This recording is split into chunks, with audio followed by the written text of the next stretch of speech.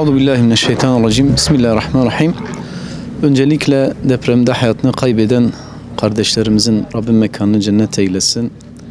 Bu depremde acı çeken, sıkıntı çeken ve yaralananlara da Rabbim acilen şifalar nasip eylesin. Tabi biz hayatımızda daima ibretler almamız lazımdır. Çünkü Peygamber Aleyhisselatü Vesselam ve Rabbimiz bize birçok ayet-i kerimede ve hadis-i şeriflerde yaşanan meselelerden ibret almamızı söylemektedir. Hatta Abdullah İbni Mübarek, muhaddis Abdullah İbni Mübarek kendisi dahi atının serkeşliğinden kendine bir ibret çıkarmış, bir ders çıkarmış. Depremden de bizlerin iki anlamıyla ders çıkarmamız lazım.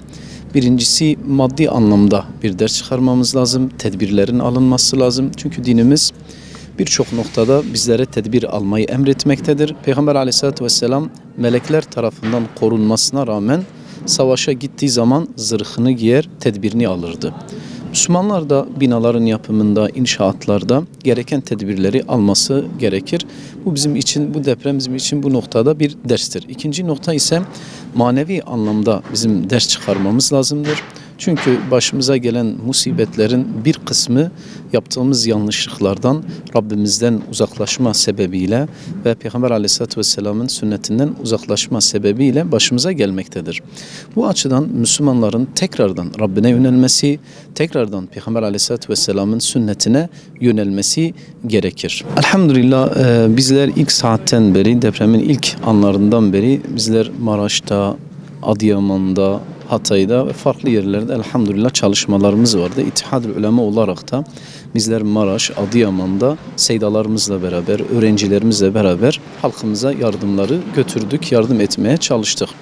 Tabii bu yardımlar mümin olmamızın gereğidir, kardeş olmamızın gereğidir. Çünkü hadis-i şerifte Peygamber Aleyhisselatü Vesselam şöyle buyurmaktadırlar. Vallahu fi aunil abdi ma kana'l abdu fi auni ahihi. Allah kulunun yardımındadır, kul kardeşinin yardımında olduğu sürece.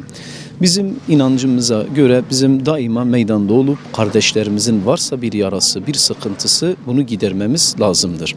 Elhamdülillah gördüğümüz kadarıyla İslami camialar, İslami STK'lar bu konuda imtihanlarında başarılı çıktığına inanıyoruz. Çünkü ilk günden beri tekbir sesleriyle, hatta tekbir sesleri Allahu Ekber lafzı manevi bir motive oldu halkımız için. Enkaz altındaki kardeşlerimiz için dahi inim inim inleyen o esnada onlara o tekbir sesleri motive oldu ve iman dolu gönülleri buraya aktardı. Maddi ve manevi olarak o tekbir sesleri Maraş'a tüm dünyadaki Müslümanları hepsini buraya yönlendirdi. Hatta Arabıyla, Çerkeziyle, Kürdüyle, Türküyle bütün ırkları, çünkü bizim hepimizin bir lafzı var, o da Allahu Ekber'dir ve o Allahu Ekber lafzı her taraftan müminleri buraya yönlendirdi. Hatta görmekteyiz Avrupa'dan dahi, Almanya'dan, farklı bölgelerden buralara yardımlar geldi. Arap devletlerinden geldi. Farklı devletlerin tümünden buralara yardımlar geldi. Biz bunu şöyle görmekteyiz. O tekbirin bereketi olarak görmekteyiz. Depremin ilk anında elhamdülillah herkes yardımlarını göndermeye çalıştı. Enkaz altında kalan kardeşlerimizi kurtarmak için bir mücadele verdiler. Maddi olarak destekler yapıldı. Tabii bunların, bu maddi desteklerin özellikle devam etmesi lazımdır. Çünkü bu ihtiyaçlar bitmez. Çünkü önümüzde büyük bir enkaz var, büyük bir zarar var. Bunların tümünü karşılamak için müminler el ele verip bunu karşılaması lazım.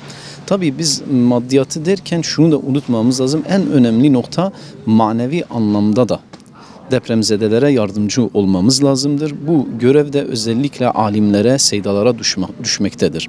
Seydaların, alimlerin insanların psikolojisini düzeltme noktasında Allah'a tevekkül, Allah'a olan inançları, er geç bir gün öleceğimizi ve insanlara bu anlayışı, bu inancı insanlara aktarması lazım.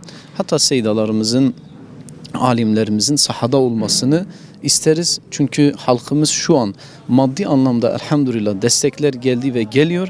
Fakat manevi anlamda da desteğe çok ihtiyaçları vardır. Depremzede kardeşlerimize şunu demek isteriz misyonerlik faaliyetleri karşısında.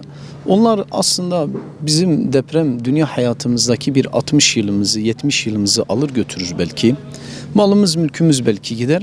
Fakat misyonerler bizim ahiretimizi götürürler. Binlerce yıl, sayamayacağımız yıl kadar olan ahiretimizi götürürler. O yüzden depremzede kardeşlerimize onların süslü püslü sözlerine yani kanmamalarını istiyoruz. Çünkü elhamdülillah bizler Müslümanız.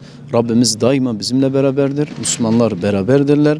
O yüzden bizim iltica edeceğimiz bir yer varsa, yöneleceğimiz bir yer varsa o da Allah ve Resulüdür. Ona yönelmemiz lazımdır. Özellikle şunu söylemek isteriz.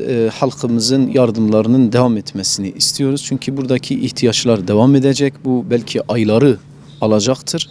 Özellikle halkımızdan İslami kurumlar, yardım kuruluşlarına destek vermelerini istiyoruz. Çünkü ferdi anlamda gelen yardımlar zayi olabiliyor.